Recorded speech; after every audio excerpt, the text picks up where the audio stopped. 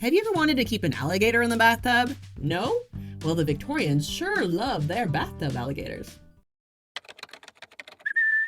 Hey friends, welcome back to the Encyclopedia Ange channel, where if you have all the questions, you're in good company. The Victorians, a time of industrial progress, elaborate facial hair, and questionable pet choices. While today we cherish our cats, dogs, and the occasional hamster, the Victorians found these a little too mundane. I myself had a free-range iguana as a teenager, and it found its way under a piano. We couldn't find it for days until the smell started to really permeate. Maybe I was a little Victorian in my pet preferences. So fasten your corsets and prepare your fainting couches as we dive into the bizarre world of odd Victorian pets. Pet number 1. Squirrels.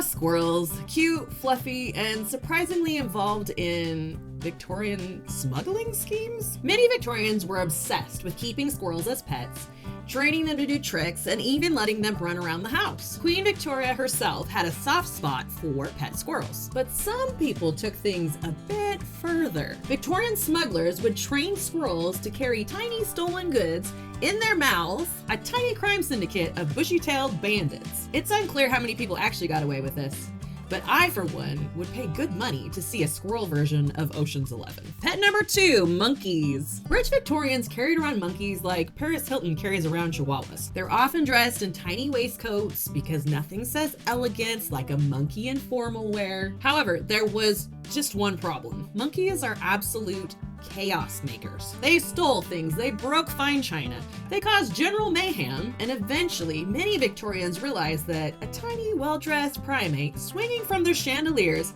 wasn't exactly a status symbol, and they abandoned that trend. Monkeys weren't the only Victorian pets causing chaos. Pet number 3, alligators. Imagine you're visiting a fine Victorian home. The tea is steeping, the dollies are plentiful, and oh, what's that in the bathtub? An alligator? An exotic pet said wealth and well-traveled to the Victorians, and nothing said it more than keeping alligators indoors. These gators were sometimes kept in bathtubs, and when they got too big, families often donated them to the zoo. Or in some cases, they just let them loose. Which means somewhere in England, there may still be a Victorian alligator's descendant hanging out in a pond near you.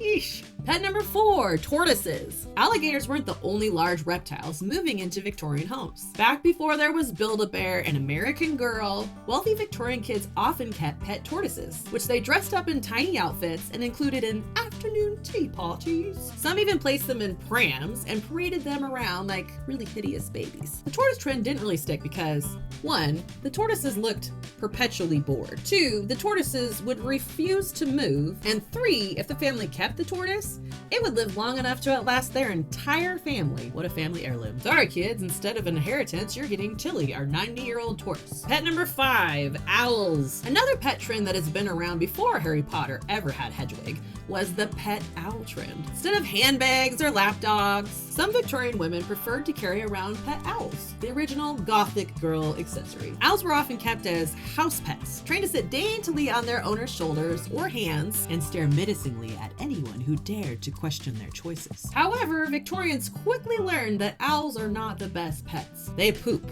a lot. They scream in the middle of the night, and they have absolutely zero interest in your fancy tea party. So while they may look elegant in portraits, we suspect many Victorians regretted their feathery fashion decisions. Sounds a lot like my friend's experience with the Furby in the 90s. Pet number 6, zebras. Some Victorians, and their desire to be so much more than basic, decided that the regular horses were boring and tried to domesticate zebras instead. One of the most famous zebra enthusiasts was Walter Rothschild, who was a British banker and zoologist, who successfully trained a team of zebras to pull his carriage through London. But there's a reason that zebras have not been domesticated to this day. Unlike horses, they have zero chill. They bite and they refuse to be tamed. Kind of like your friend's kid. Many Victorian zebra owners learned this the hard way after multiple trampling incidents. All this had me reflecting on this time that I once saw someone walking their goat through our town with no shoes, no shirt, just a goat on a rope. And now I'm thinking the goat isn't that weird in comparison to some of these Victorian pets. Have you ever owned an odd pet? Tell me about it in the comments. Curiosity never quits, and neither do I. See you next time.